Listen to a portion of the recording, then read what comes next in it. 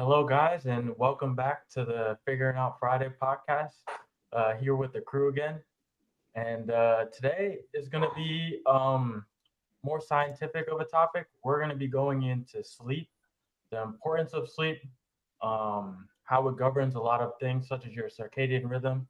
Um, as you know, me and Mike are doing the Epipaleo diet from Dr. Jack Cruz, and he's super into circadian biology and light exposure and things like that, and as well as the importance of it and how it also relates to mitochondrial efficiency as well. So, in this episode today, we're gonna pretty much give you guys our general rundown of what sleep is, how it really works, what is really happening when you guys are under sleep. And yeah, so we all did a little bit of reading prior to today's episode. We weren't the most detailed or educated about sleep, but I compiled together some good resources. Some of them are from Dr. Jack Cruz because he is a neurosurgeon and really understands, um, the interaction between light and sleep and everything, including circadian rhythm. And we all just read a bit about sleep and everything to do with it. And today we're just gonna really focus on telling you what happens and how you can optimize it and why you should optimize it every single day for the rest of your life.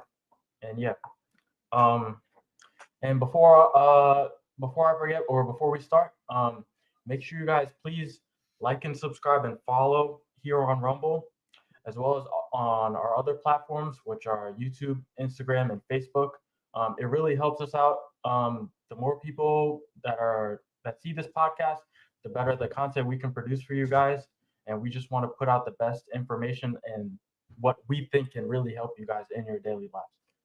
And yeah, without further ado, let's get right into it. Um, so the first thing that a lot of people think about when they think about sleep or sleep in a scientific way is sleep cycles. And your sleep cycles are pretty much governed by two different types of sleep. You're gonna have non-rapid eye movement sleep and rapid eye movement sleep, and there are a lot of different processes that happen um, between the two. And do any of you guys want to start off and get into like we can start with either one, Mhm. non-REM sleep or REM sleep. Uh, so not in non-REM sleep, there's three stages.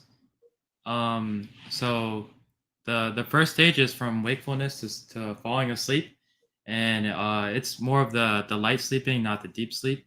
And the second stage, both of them kind of go together. They're start of the sleep, and it's kind of the second one's kind of going into the this more slower brain waves and kind of like getting your body like into that more going into that deeper sleep, which is the stage three, which is the third stage of sleep, and you kind of get more of your physical restoration during that time, and it's where your body's kind of recovering, as well as like where you can find uh, your body having muscle growth. Like when you go do exercise in the gym and you come back and rest, that's where you're getting the muscle growth. And when you're sleeping, Yeah, especially from like long activities or anything that has impacted your body to the point where it needs to recover. That stage three of non-rapid eye movement sleep, which is going to be deep sleep, which is going to go into muscle repair, all of your other physiological repairs. So that's really important for you guys from a physical perspective and for physical recovery.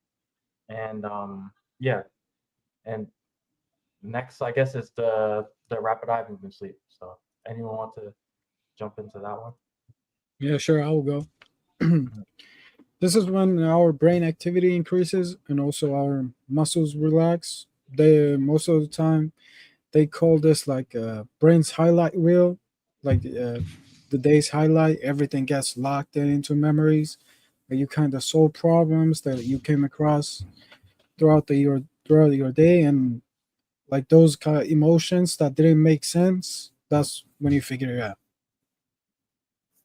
And how important do you got like I when I was first reading about like the cognitive and emotional processing that happens during REM sleep, I was really thinking like REM sleep gives you the ability to kind of learn from all of the experiences you've had recently during the day, and then it helps with memory consolidation. So that's pretty much your ability to turn um, your memories and experiences from that day into more long-term memories that you can learn from or gain insight or develop your brain from.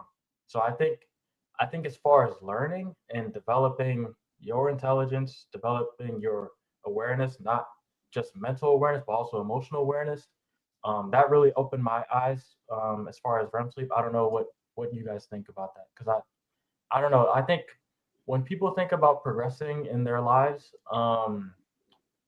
or when I think about progressing in my own life, as far as mentally and emotionally, um, processing my experiences from the day is super important for me to learn to acquire new skills or new techniques to go into approaching the next day. So I don't know if you guys shared like the same thought process as me or had the same reaction when looking um, at what REM sleep does.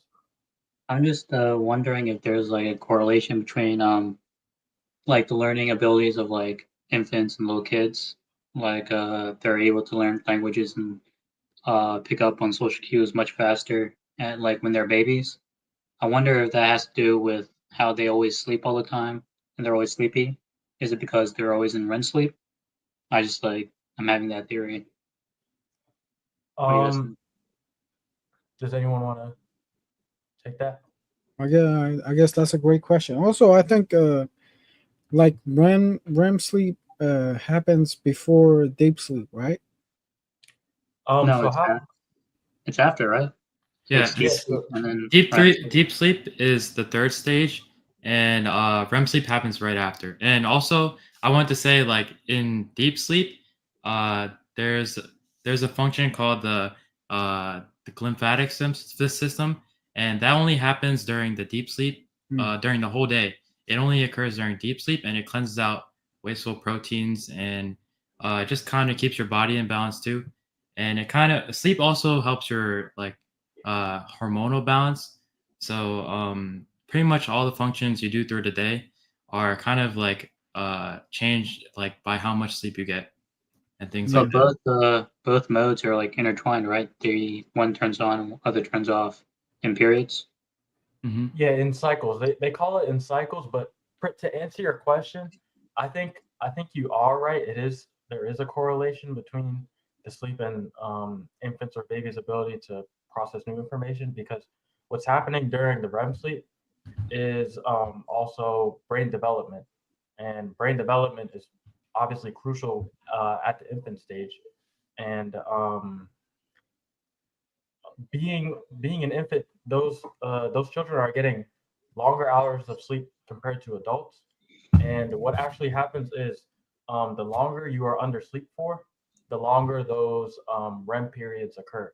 So for the first couple sleep cycles, they're going to be primarily dominant for the non-rapid eye movement sleep, which is like Joshin and Mike just talked about, are mainly for physical restoration and also just being able to get into the deep sleep.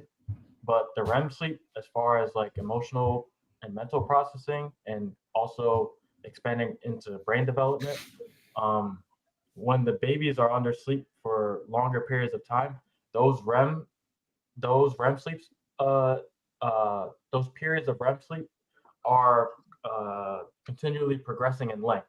So the more sleep cycles you go through, by the end of this, like say like I don't know how many sleep cycles exactly there are during each night of sleep, but towards the end ladder of the amount of sleep cycles you had, the REM sleep period begins to get longer and longer. So they're under REM sleep for more and more time, the longer that you sleep, if that makes sense. Is there like a period where it's only REM sleep cycle and like it's like you're completely out of the deep sleep cycle? So I'm pretty sure it happens from the non-REM moving into the REM. So you'll have those first three stages, and then you'll end with the third stage, which is deep sleep. And then after deep sleep, you'll go into REM sleep, which is also characterized by like vivid dreaming and having like very vivid um, like dreams and experiences like while you're under sleep. And yeah, pretty much during that is when that's like the last part of the cycle. But say you have get to the second cycle, that REM period is longer. Like it progressively gets longer each cycle you go through. So all of the parts are included in one cycle, but that REM period progressively gets longer and longer. If that makes sense. And you Is can that also. why? You can go first. Oh yeah, I just wanted to say like you can also imagine like like now you could like when you're dreaming and you wake up, like you know now that the thing that's happening last is the REM sleep, and because like yeah, that's the last part of the cycle.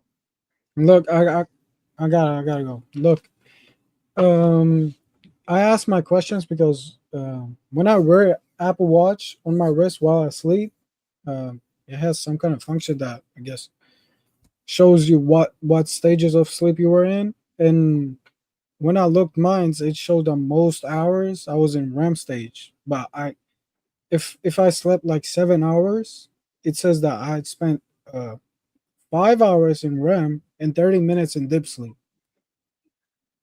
Hmm. And that's why I asked, does this sleep come after REM? So I guess I get knocked out and I'm just spending my whole sleep in REM stage. Oh, okay, got it. I think yeah. So it just happens in cycles. Like yeah, that makes because it shows you your deep sleep percentage first, right? Then your REM sleep. Yeah.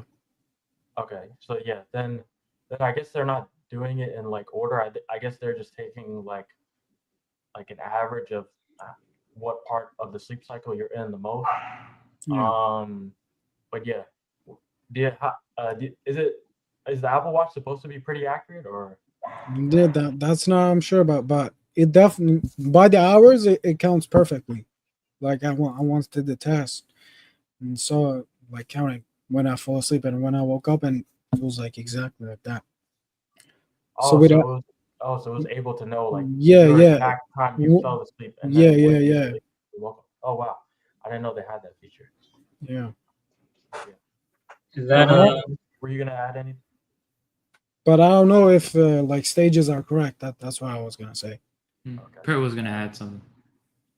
I was gonna ask, is that why when you dream, like they feel choppy, like they're clips from a video because of the changing of cycles, which would interrupt the REM sleep and the dreaming process?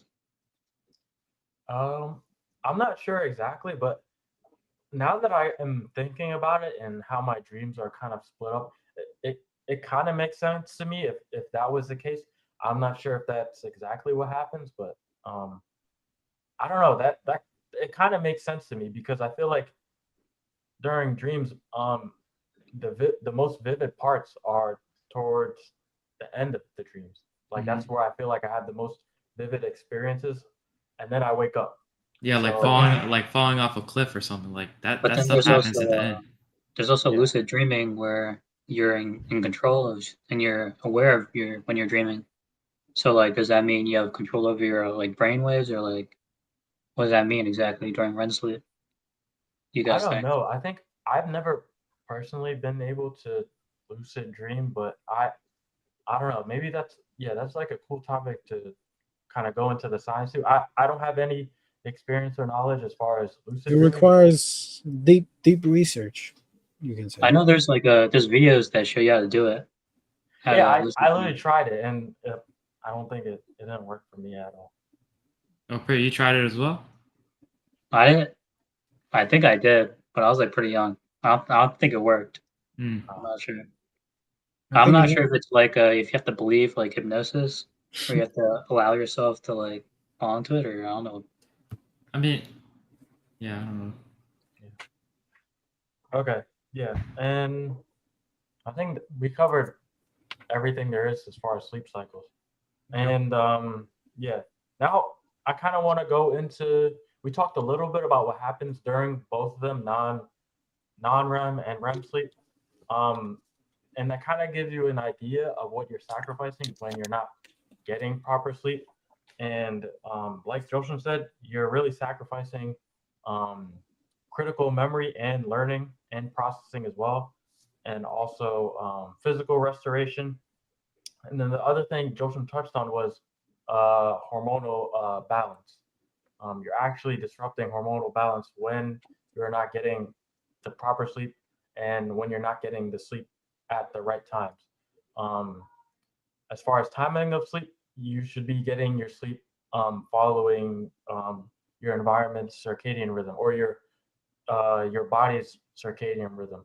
And your body's circadian rhythm is determined or set by its own internal master clock. And your body's internal master clock is the suprachiasmatic nucleus, aka the SCN, and that pretty much sets the timing for not just when you wake up and go to sleep, but it also sets the timing for um, all of your cellular processes as well, when they happen and when they're carried out. And that's also an important thing that not a lot of people look into or are aware of, is that the timing of your cellular processes also matter as well, not just the timing of when you um, wake up and go to sleep. Because I don't know, before you guys read about this, did you think circadian rhythm was just like timing of when your body wakes up and then goes to sleep? Because that's all I really thought like it was about beforehand. Hmm. I thought my body just like adjusted to waking up in the morning because of like school, because I have to wake up for school every day. So my body just like adjusted to like always wake up at that time. That's what I thought. It could be also the light entering your room, you know, because when light enters your room in the morning, cortisol spikes, and that raises your temperature. So it might be just be the light getting your body going too. I just wanted to say as well, like it's not only about like the amount of sleep. It's like more about, I feel like, the quality of sleep, because like I've done this several times. Like I've had like 3 hours of sleep, then did something, and then tried to go back to sleep for another 4 hours to like complete the amount of time to sleep. But like I realized the next day, it really made me feel like weak and like kind of tired, because I didn't get all the cycles you need for like for sleep for the next day, you know? That's Yeah. So leading off of that, I have like a question. So would you guys say for like shift workers or like night shift healthcare professionals, like how do you think like that circadian biology could be like leveraged to minimize those like cognitive burnout? I think there's not enough emphasis on it, and companies and things like that only really care about the labor being done. They and like say like they need a person to be there for a night shift or something like that. But I think this science definitely should really go against having night shifts or night workers, because they don't really they should really know what they're sacrificing when they're not following um, their circadian rhythm, as well as their environmental sunlight. Because literally the UV light that comes in that touches your eyes in the morning literally sets up your day, sets the rhythm. And what they really mean by rhythm is like the timing for all of your cellular processes, like I just said. And timing really matters because it allows everything to be carried out in that specific order. Because as you guys know, our bodies are super complex and super interesting. And we have so many processes that are super complicated. And if you're not optimizing them, you're only creating a breeding ground for disease and other health risks. So, to answer your question, kind of, I really do think this could be something leveraged as far as like health wise against people doing night shifts. And Yeah, and I know sometimes like it's not possible because I know Mike works in the hospital, and people's illnesses or sicknesses don't always go by the sunlight, of course. If someone's got an emergency, they gotta come in at 2 a.m. They gotta come in at 2 a.m. So you're gonna have some of those workers. What I would kind of suggest is that the companies have shifts and don't allow workers to take more than a couple night shifts a week. Like we can limit them, but um, it really sucks if they're just nocturnal and working every single day during night. So I Because that think has to change the quality of the work too, you know? Like you might be doing like the night shift and thinking you're okay, but you might be doing work of like a half a person then like just, you know, because the sleep is like what restores your energy, so. Yeah, And I won't, mm? I, fine. I think like there's that level, right? For people who take night shifts. But what would you guys say for somebody that like lives in a northern latitude with like minimal winter sunlight? So like I know like in Alaska, I'm sure there's a couple other places where like practical interventions could be like help to restore those circadian rhythms. so that actually is like a different scenario. So I don't know exactly the information, but if you look more into Dr. Jack Cruz's research, he pretty much explains how our body will adjust to our environment, especially our light environment. So even though those places are getting smaller sunlight, um, you got to make sure that during those minimal hours of light that you're still getting out there and still exposing yourself to light, because that is still going to help set your circadian rhythm for the day. And pretty much as far as like being in a super northern latitude, um, the of course uh, uh, the light during each day is going to be a lot less, but your body is has its own circadian rhythm that is actually set by the sunlight. So the area that you're in is going to help set your circadian rhythm to the area you're around. So as far as people living in northern latitudes, as long as they're getting correct sunlight exposure at the times they're supposed to, which is most critical during AM sunlight, which is during the morning hours. As long as they're getting the sunlight when they're supposed to, their body's circadian rhythm will set itself accordingly to the position they are on the earth, if that makes sense. Yeah. So Can you're you like surrounded. can you like Okay. supplement sunlight with like red light or like firelight or any other kind of light? Yeah, that's what I was wondering too.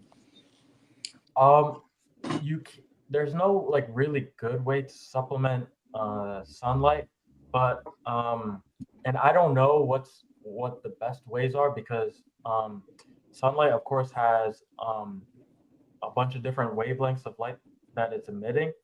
Some wavelengths are better than others or govern more biological processes than others. Um, the main ones that I think are the most important and are actually therapeutic, as far as what Dr. Jack Cruz goes over, is red light and then also purple light. So red and purple are the two wavelengths that you really want to be or that are best for your body. So purple meaning UV light, and people think UV light is not good for you because of the so-called effects of skin cancer, but those people are not really conditioning their body the correct way before stepping into the sun, because everyone is able to produce melanin, and the fact that they're able to produce melanin, that's your body's pretty much biological defense against having harmful UV or biological defense against UV light being harmful to you. UV light's not harmful to you. It's just the way people go about approaching sun exposure is not the correct way. And there is a correct way to do it by first integrating morning or AM sunlight and then transitioning into longer hours of light exposure. Yeah, we got a question in the chat. Mhm. There are actually two. Do you recover well from jet lag? Sometimes it takes forever. I'm still suffering after a month.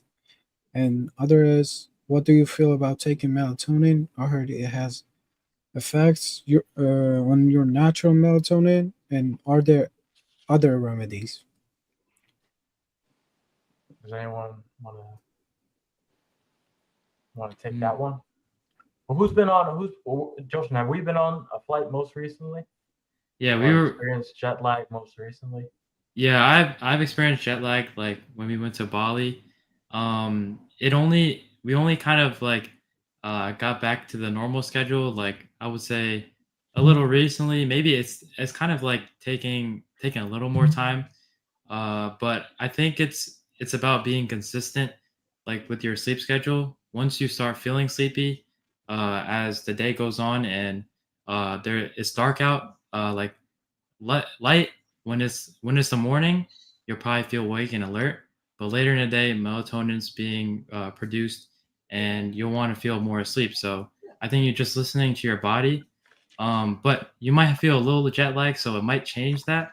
But I think like try to like sleep when your schedule was like before, and go from there, and be I consistent with your sleep schedule. I usually pull out just all nighter, and next day I'm good, bro. That's your method. It works. Also, about the melatonin, I would say most natural way is just no blue light, nothing. Just take sunlight, and when you get back in and it's time to sleep, just spend time in little darkness, and that automatically produces your own melatonin. Also, there are like herbal teas and stuff you can drink, which are organic. Also, magnesium. Magnesium helps to relax muscles, which also would help to relax in bed and just fall asleep easier, I would say. And what Yeah, I other also ways are think. there? CBD that's the thing, right? CBD. Yeah, I know CBD, or I think hemp oil is also used for its calming effects. But also another thing that I think is good is also limiting caffeine um, intake after certain hours of the day. I Mhm. would recommend for people that are more caffeine tolerant. I would say around 2 p.m. is like a good time to start your cutoff for the day. Um, because I don't know if you guys knew this. I saw this on like somewhere online recently, but caffeine actually has a half life of around, I think, like 5 to 6 hours. So what that pretty much means is, say you took up or drank a Celsius or something that's usually what, around what, 200 milligrams, right, Alex? 200, yeah. I know this guy's an expert on Yeah, Celsius. 200 milligrams exactly. Yeah, 200 milligrams of caffeine is in your Celsius. So you wake up, you pop that Celsius, say at 11, or let's just put it at 12 to make the numbers easier. You pop a Celsius at uh, 12 p.m. Then by the time it hits around 5 p.m. or something like that, you still have 100 milligrams of caffeine in your system, and that's still like one cup of coffee. So that much caffeine is still in your system, and then after another 5 to 6 hours, it's reduced to 50, and that's probably taking you around your bedtime.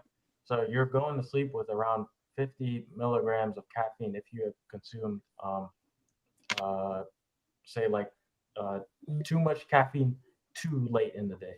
So I think the biggest thing with caffeine, I'm not against caffeine because I really think sometimes when I'm waking up and I'm feeling really groggy or tired and I need that extra focus or something, especially for like a morning exam, I really enjoy taking caffeine. But I think just to keep in mind, just um, be more considerate of when you're taking it and how much you're taking. So I would say if you want to consume more caffeine, consume it early in the day, not later, because of the half life. And also wanted to go back to the recovering well from jet lag. I would say that less, like Mike said, less blue light, and you should like make sure to like stay away from blue light later in the day, like phones, computers, things like that. Like we're doing right now. I find myself playing games sometimes at like later in the day for like a couple hours, and I lay in bed just waiting to fall asleep, but the blue light is tricking my mind into thinking we're starting the day rather than trying to fall asleep, you know? Is it only blue light that does this, or does normal light? Is normal light fine? Like it helps you go to sleep from like the warm colors. I I know think that it's red light helps to relax mm, because it has like sunset effect. Yeah, exactly. That like um So night red lights are light. good. I'll say it again, Kurt. So like for people who can't sleep without a night light, they're fine. Can't sleep without. Yeah, like a little night light, like on the side of the wall. Yeah, I don't yeah. know how much that would affect sleep. I know another thing is also non-local um, EMFs, which is electromagnetic frequencies, which also like disrupt um, your circadian rhythm and mitochondrial signaling. mm, So your eyes are closed, so I don't really know like Yeah, I don't think like as mhm, far as contact with your eyes, like say if a nightlight is like set off to the side and you can only really see it when you're like up around and looking, I don't think it's really going to affect you a lot. But say if it's like a super powerful light, those EMFs or non-native EMFs from the light is what's going to affect you more than like the specific wavelength length of light that that night light's emitting, if that makes sense. So night light, I guess you have a lower powered night light that's not emitting crazy EMFs. That I don't think that should be like too big of a problem. But I would still recommend like a dark like sleeping in a dark mhm. environment. Doesn't also depend on like which mode of sleep you are in, because like in the NREM, you can be waking up easier than when you're already in deep sleep, right? Like that's the stage where you're easily woken up by like light or a sound. Hmm. Mhm. Yeah, and then also yeah, that like yeah, it really depends. I think the NREM that part of sleep kind of really has to do with you transitioning from wakefulness to being asleep. I don't know as far as like transitioning out of sleep, what exact sleep cycle you're in. Usually I think the waking up process is kind of abrupt. Like your whatever your SCN has determined as your timing for your like internal biological clock, that's pretty much what is gonna wake you up. But um yeah, I think the morning sunlight is still like the best way to probably set the rhythm for the day. And like having a night light is not gonna do too much if the EMFs it's emitting aren't super crazy or anything or super disruptive to you. So Yeah. I wanted to go off of that. I think I'm not sure if it's directly related to like the nightlight, but do you think like urban planning like could be redesigned to encourage that circadian health? Like and when I say urban planning, I mean like natural light architecture, like in big cities, or like those community dark hours to reduce those EMF zones. Yeah, I think definitely those can help a lot. But as far as natural light, when you mean natural light, like having like more glass panels or something like that to let Yeah. natural light flow in. So actually what's happening there, so I think by not having like artificial lighting through electricity, that's going to take care of the problem of non-native EMFs or electromagnetic frequencies. But the fact that you have glass there, you're still that glass is actually still acting as like a barrier that's filtering out certain wavelengths of light. So by you having a glass panel in between you and the sun, you're not technically making contact with the the correct wavelengths of light. So um, I would say getting outside as far as light exposure is the most important thing because you want that direct one-to-one contact between the wavelengths emitted or the light emitted from the sun to your eyes and to your skin. But yeah, I do agree. I do agree about like having more glass panels because you are still reducing the non-native EMFs at the same time as well. That's an interesting question. Yeah, no, But I yeah, really thought. I would definitely, yeah. So to answer that question, like to sum it up, you're reducing the EMFs, but you still have a problem of light exposure because I know some people think that uh, making contact with the sun, even though there's a glass barrier there, it still counts as light exposure, but that is really not going to do as much for you as one-to-one contact um, with the light rays from the sun. And yeah, I kind of want to go back to the concerns we had about jet lag. The best way, I think, to really get your body back into correct circadian rhythm is to pretty much wake up during the morning hours and really get that AM sunlight. Um, the AM sunlight is pretty much gonna the AM sunlight range is pretty much gonna last from when the sun first starts to rise all the way until around 10 a.m. So just making sure that you're out there, and it doesn't have to be like for extended periods of time. Just make sure you're out there periodically for around maybe like 15 to 30 minutes at a time. And even if you're at work, I know it's hard for people in office job settings, but during breaks or during anything like that, lunch breaks, just make sure you take those that time to go outside and really get your sun exposure because it does a lot more for you than you would think. And yeah, anyone else want to uh, talk a little bit about the jet lag? Actually, no. I think we did. We covered pretty much everything. Yeah, I just wanted to say, like, it's kind of also like doing things intensely, like working out or having intense conversations, things like that. Kind of like to set your heart rate, like, and not make yourself in a kind of an alert mode, because when you're sleeping, you want to be very relaxed. So I think keeping yourself away from intense situations. Yeah, nothing too stimulating at night, nothing too overwhelming because that's just gonna disrupt you emotionally and not just how light works, but situationally, whatever you're doing before bed is gonna really impact how fast you fall asleep and how fast your mind is able to calm down and be ready for restful sleep, which I And think is also, like, super important.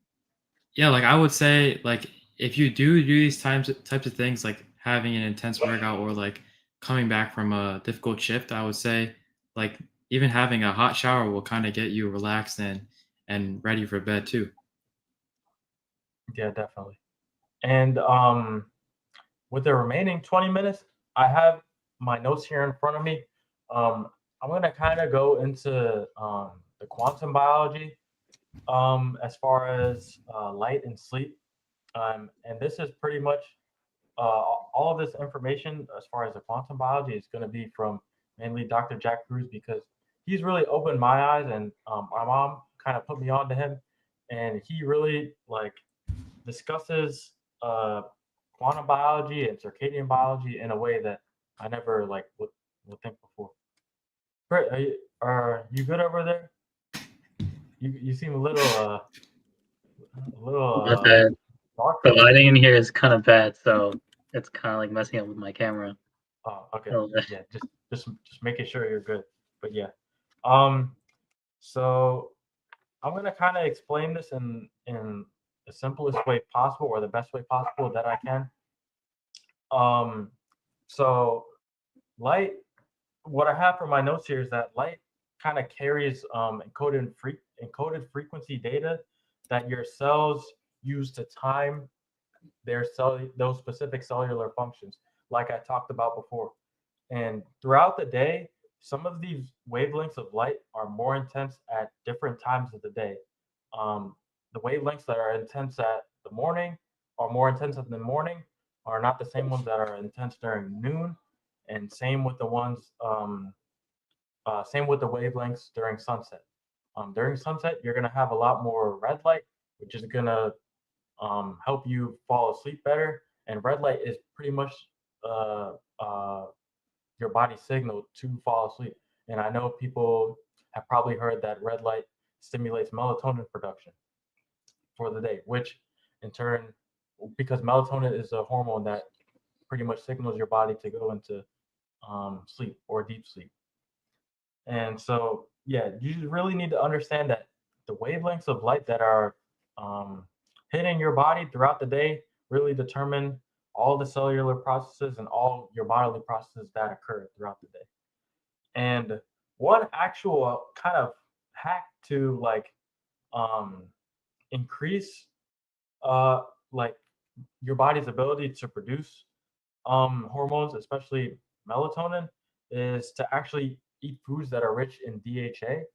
And DHA is, I know you guys probably heard, it's prominent in seafood. And what DHA pretty much does, it enhances your body's neurons' abilities to transfer electrons efficiently. And the more efficiently your body is able to transfer electrons, the better it allows you to kind of quote unquote read light signals and then also process them into biological instructions for your body to do, which are the cellular processes that your body is going to do. And then what I also have on my note list is that EMFs interfere with electron spin and mitochondrial signaling, which is going to end up disrupting your body's circadian rhythm.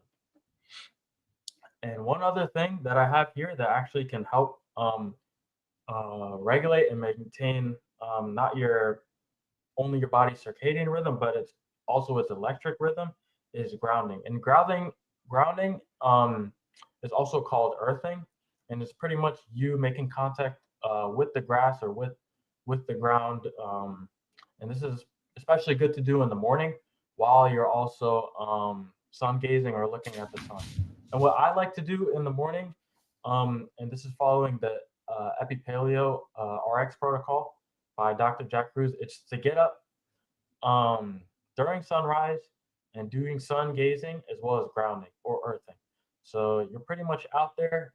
I have like a little morning kind of stretch and kind of like activation routine for myself where it's just um, like some body weight or calisthenic exercises and which are also coupled by some like stretching routines.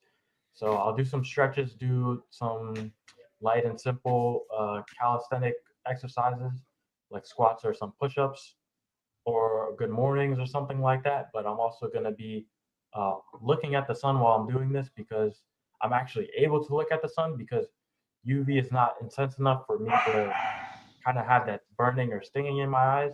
And I'm able to kind of knock out a bunch of things in one that sets my body up for the rest of the day. And yeah. Do you want to? You said that you want to stay outside in the sun to get the full effects, of, like for your health and stuff. Wait, can you repeat that one more time? You said that you would want to stay outside in the morning, first thing in the morning for 10 minutes.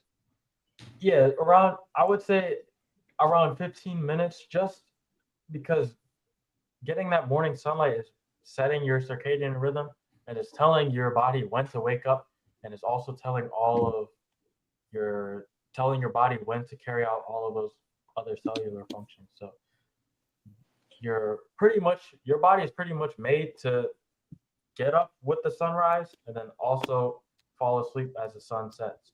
So as far as nighttime hours, you're kind of supposed to be like asleep. And if you really think about it, it makes sense biologically because the sun is like this big kind of energy ball that's giving us life and giving us light to be able to interact and do things with everyone else. So we're getting our natural light source from the sky or from the sun, and that's pretty much our working hours or active hours. And when the sun is not there, that's kind of our cue to get our rest for the day and recover for when the sun gets right back up again, like it always does. I also wanted to say, like, for people that are having trouble sleeping, or like for years have like health issues which cause them to not have good quality sleep. I think one way you can get good quality sleep is getting treatments like Traeger or acupuncture, because those types of things from experience cause your body to relax and feel like it's like in a calming and most comfortable state. I feel like so if you get those types of treatments and you're having some type of sleep issue, I think they'll resolve them like pretty well. Yeah, And you it What do you said definitely. think that about it? a lot of people slept during Mhm. your treatments, right? Yeah, a lot of during treatments, a lot of people tend to fall asleep or almost fall asleep because they're so relaxed that and their body and their muscles are so relaxed that the it the mind thinks it's like ready for bed, you know. So I think getting Traeger or things like acupuncture can really like set your body into that mode. Yeah, some people even like start snoring like while we're working on them, and that's like kind of an indicator that we did our job as far as helping them get into a good state of relaxation. And also, one thing that kind of stuck out to me, I was doing one of my fieldwork hours, and um, this woman that I was working on actually talk to me a little bit like during that kind of initial intake or question or like the first couple questions I was asking her about like any bodily concerns she had, and she told me that she had like kind of chronic insomnia and like struggled to sleep a lot. And the day I did the Traeger on her, she was actually able to have like a restful night of sleep, and she's only really um had like she rarely ever has that. So to give her the ability to have restful sleep, I think was super important and just shows the like effectiveness of Traeger. Even like not even like after the session you feel relaxed. I feel like I think during the session too, because some patients are have come and said that they had dreamed as well, so they're already in REM sleep, so they're getting their recovery sleep that they need. Even just doing one session of Trigger for, I would say, like an hour to an hour 30 minutes. How long do you think would you say the effects would last? If I came in for an hour session, you would say. I would say you would like the relaxed feeling. Hmm? Yeah, I think you would be relaxed for what time would you say? Like, I would say because I think like it depends what time, but like say you do something like an active thing like running or something right after trigger, you're obviously going to be right back into the mode where you want to exercise, but or like get yourself doing other things. But I think if you schedule it to where trigger is the last thing that you do, like last fully active thing that you do, I think it will last throughout the whole day, and you could right after that you can even fall asleep. There's also a section of Traeger called Mentastics, and Mentastics are pretty much like simple kind of movement exercises you can do for yourself, and it kind of mimics the effect that a Traeger practitioner has working on you, but you're able to do this type of like fluid movement for yourself.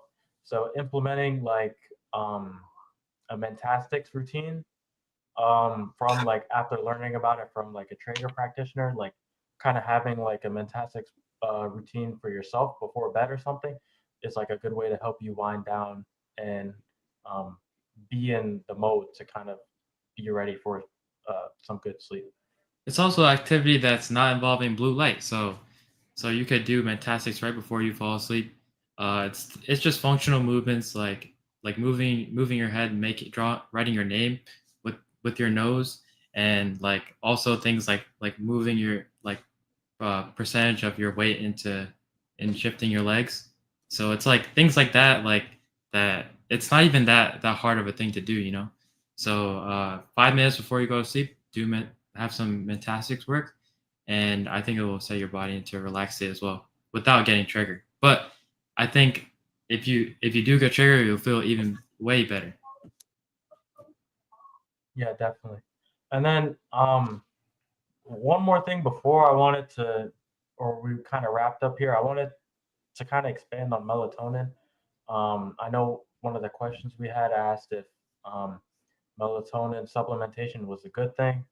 And from the things that Dr. Jack Cruz said and all of the people we kind of all the articles that we kind of mentioned or looked at, melatonin supplementation is not super recommended. If you are finding that you really need it, supplementation should only be temporary, and it should only be like small dosages, so like around 0.3 to like 1 milligram for melatonin. And like we've been saying this whole episode, your melatonin regulation and production is actually governed by the UV light that hits your eye during the morning. And I'm gonna go back to my notes here that kind of explain it. So I'm gonna tell you a little bit about what melatonin does. So melatonin is an antioxidant, or is pretty much an antioxidant for your body, and it protects your body from oxidative stress caused by free radicals. And what free radicals are is that they're unstable molecules that kind of lead to cellular and DNA damage. And that's super bad because that causes roads for things like cancer and multiple other diseases. So just knowing that sleep is the best antioxidant that you can kind of have for yourself. So you're preventing all of this cellular and DNA damage from going on by just getting adequate sleep. Adequate sleep.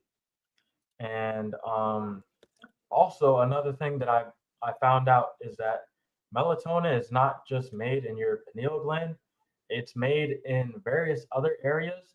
And what they've actually concluded is that melatonin is made in your mitochondria. And so what this kind of is saying is that if it's made in your mitochondria, if you have better and more efficient mitochondria, the more melatonin your body is able to make. So mitochondrial health has a lot to do with melatonin production and hormone regulation. And how do you improve your mitochondrial health? By getting UV light in the morning. Um, Dr. Jack Cruz kind of went over in one of the podcasts I watched of him about the similarities between chlorophyll and something in the mitochondria, and how there's both light harnessing organelles, and how taking in the UV light in the morning and throughout the day is really going to enhance the what word am I looking for? Enhance the effectiveness or efficiency of your mitochondria. So if you want more efficient mitochondria, the UV light is what's going to get you there. And there was like this whole biochem chart on one of the sources I was reading that kind of shows the conversion of tryptophan all the way to melatonin.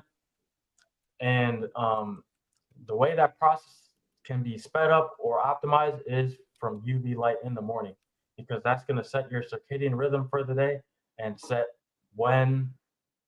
you up for when your melatonin production is supposed to start. So everything is set up in the morning.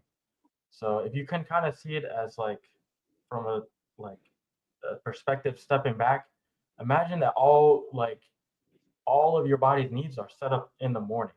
And if you're not up in the morning and getting that UV light in the morning, you're disrupting all of the signaling and scheduling of your entire body's processes.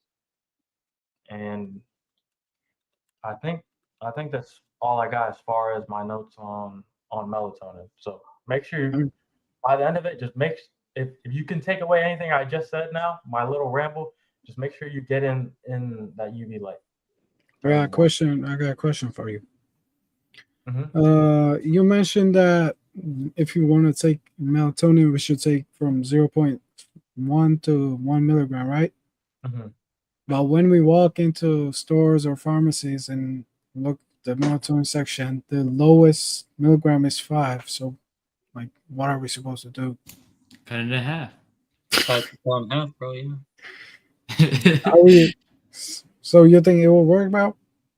Yeah, if it's gummy shape, how you know that It's exactly half and half, man. Get a ruler, bro. Yeah, see. No, Yeah. I'm talking about one half might be more concentrated than other half. If you Oh, can, so you Oh, say not you like never know, evenly like, distributed. well, maybe there's like, you think tablets is different? You got a No, scale thing? tablets. I don't really know. I think the lowest that I've seen is 2.5. So if you cut that into like a third, maybe you'll be able to get it. But Yeah, like because you Mike said said, it point might not 0.5 be, to one milligram, right? yeah, around there. Mm. Yeah, Yeah. I think just cutting it up is probably the best option. Yeah, that just goes to show that like it's already overdosed like from the moment you get it. Like you're pretty much given a standard that's overdosing from what you actually need or what is actually like effective enough. Because I was also reading that the more melatonin is not directly linked with better sleep or deeper sleep quality as well. Yeah, so if you're taking melatonin every day to fall asleep, just stop. Stop right now. Yeah, I would not recommend it. It's only like a temporary solution to get you back into um, circadian rhythm pretty much.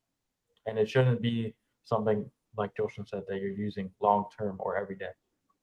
It only signals your body to sleep, but it doesn't affect your sleep quality, right? The hormone, melatonin. Wait, say that one more time. It It kind of cut only out. melatonin only gives you the feeling of drowsiness and sleepiness, but it doesn't actually affect your sleep quality. Oh, are you asking that or is that what you're saying? Like he's asking if it like directly correlates with your like how you sleep instead of like how does melatonin like I don't know. Yeah, it definitely correlates with your sleep quality. It's just as far as supplementation is what I mean. So like I was saying, the more like efficient your mitochondria, the more melatonin you'll produce and the better sleep you'll have. But supplementation is pretty much not the best way to go about it because I kind of see it as the way as like people who take TRT or testosterone or like hormone therapies like that. Once they are getting external testosterone, their body is kind of lowering its own production of testosterone. And when you see those guys hop off of like hormone replacement therapies like TRT, you'll see how low their testosterone levels are because their body hasn't been producing because it's been getting so much external testosterone from the injection. So I think it's pretty much like a similar concept to that if you would think about it as far as melatonin. Because again, it is just another hormone. I have Yeah. another question. I know this goes back to a couple subjects ago about the grounding. And I guess you could also include red light therapy in this. Would you say like since they improved that like mitochondrial recovery during sleep, do you think it could be scaled into like hospital recovery rooms or like wellness centers? Yeah, definitely.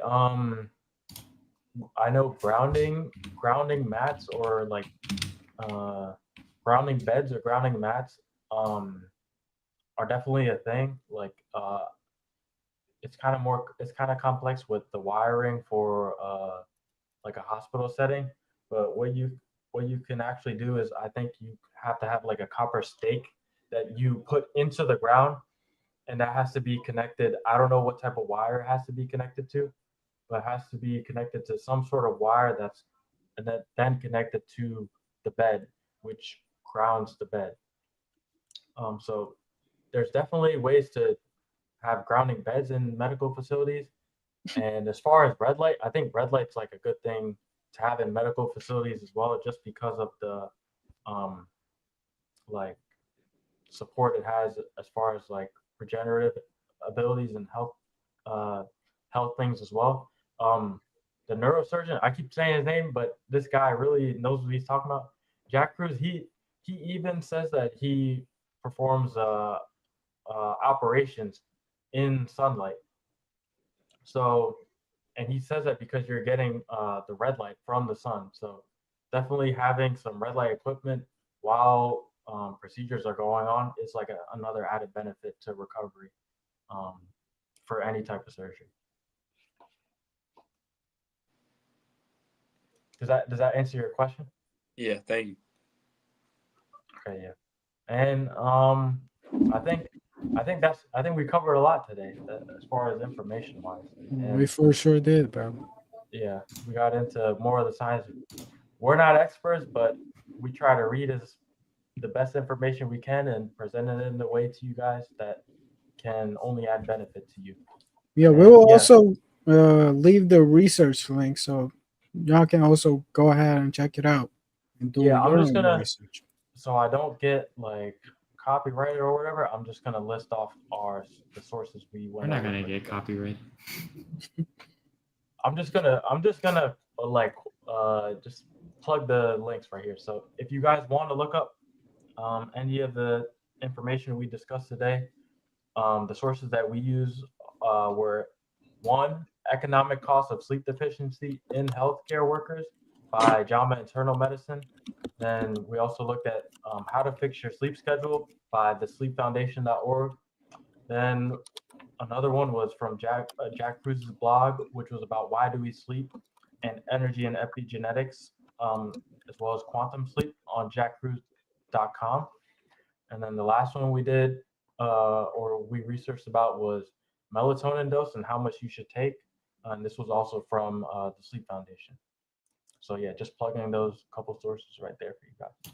And I just wanted to like, you guys don't have to go too into it yet, but just like give a brief thing about how your diet's going, because we can't forget about that. That's like the challenge of No, but next week is when we're like presenting everything. So Mhm. we're at the Oh, last. so you want to keep it under wraps a little bit Yeah, until we can just save it for the next episode. Okay. Well, that's Yeah, gonna be it. yeah, for guys. Stay tuned for the results of the challenge, because that's gonna be our 1 month's worth of dieting, training, and we're just gonna show you the benefits that we've seen over the course of our challenge, and see if you guys want to apply it to your daily lives too. But yeah, I think that's everything we were trying to cover today. Do any of you guys have any last comments or anything? All right, great episode, bro. I think we're all I good. think Learned a lot. I think because this is what the journey is all about. We're also learning at the same time you guys are, and we're just bringing you guys the best information that we've learned, so you guys can learn at the same time we are learning. And yeah, thank you guys for joining this episode today on Figuring Out Fridays podcast. And make sure you guys subscribe, like, and follow here on Rumble, as well as on our other 3 platforms, which are YouTube, Instagram, and Facebook. And yeah, I just want to thank you guys for tuning in today, and I hope you guys have a great night. Thank you, guys. Thank you. Thank you.